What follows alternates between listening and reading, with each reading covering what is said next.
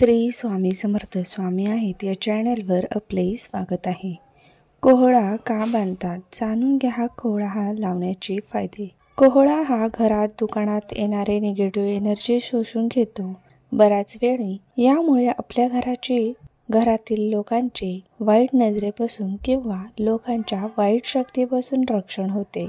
ती शोषणाची ताकद कोहळ्यामध्ये असते। बऱ्याच वेळा व्यवसायात अडचणीत असेल, व्यवसायात प्रगती होत नसेल, घरात सारखं चिडचिड होत असेल, घरात शांतता टिकत नसेल तर बऱ्याच ही निर्माण झालेली निगेटिव्ह अशी एनर्जी शोषून घेतो व त्यामुळे घरात शांतता व व्यवसायात प्रगती होण्यास मदत होते, असे आध्यात्मिक जाणकारांचे मत आहे।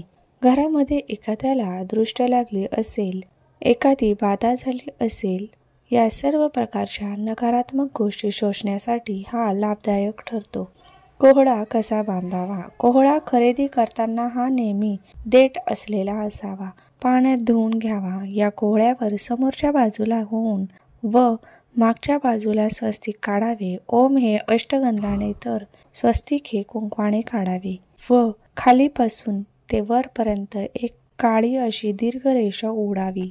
त्याला हळदी कुंकू, पूजा, धूप देऊन प्रार्थना करावी व लाल कापडाच्या मदतीने हा मुख्य द्वारावर बांधावा। बऱ्याच वेळी हा कोहळा अमावास्येला किंवा सोमवती अमावास्येला बांधला जातो।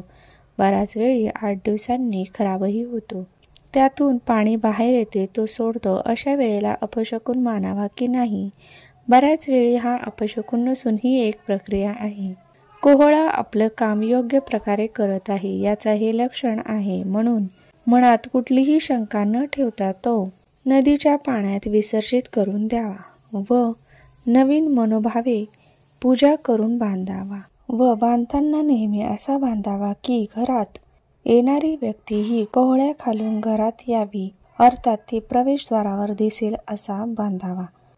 कोहळा कधी बांधावा। अमावास्येला, पौर्णिमेला किंवा शनिवारी लाल अशा कपड्यात ओम स्वस्तिक काढून 3 गाठी बांधून बांधावा। देवाऱ्यासमोर ठेवून मनोभावी पूजा करून बांधावा। सूर्यास्तानंतर बांधला जातो।